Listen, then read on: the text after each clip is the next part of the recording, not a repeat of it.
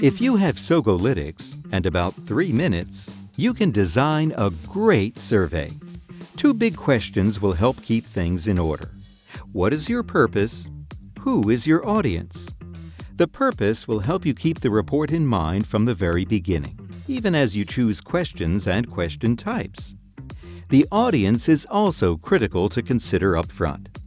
This information will help you to clarify your style of content, but also to plan your communication and distribution.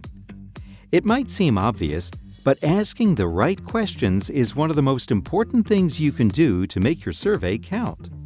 First, this might mean checking in with other people on your team to see what they're looking for. Also, if you're giving a report, what kind of information needs to be included? If it needs to be on the report, it needs to be in the survey. When you know what should be asked, choose the right question types. You have many options, so take your pick. Answering should be easy for participants and give you the best possible data. Keep GIGO in mind. That's garbage in, garbage out. In other words, only allow the kind of information you need.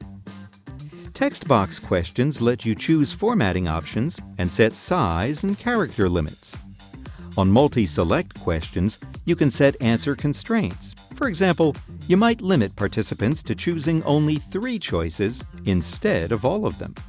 As your survey gets longer, include multiple pages and a progress bar.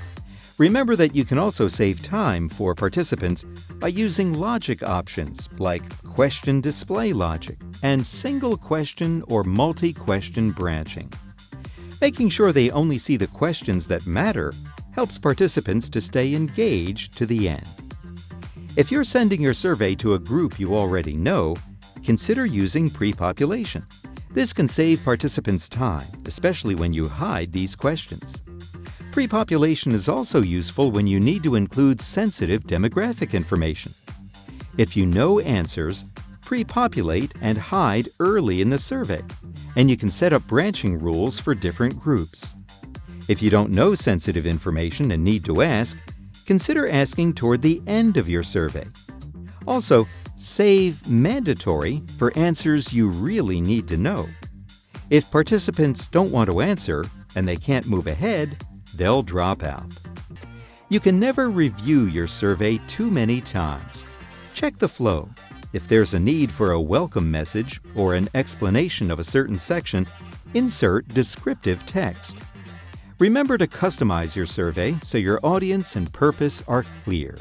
It's not just a bow on top. The appearance really does matter. Be sure your team agrees with your choices. Now you're all set and ready to move on to distribution.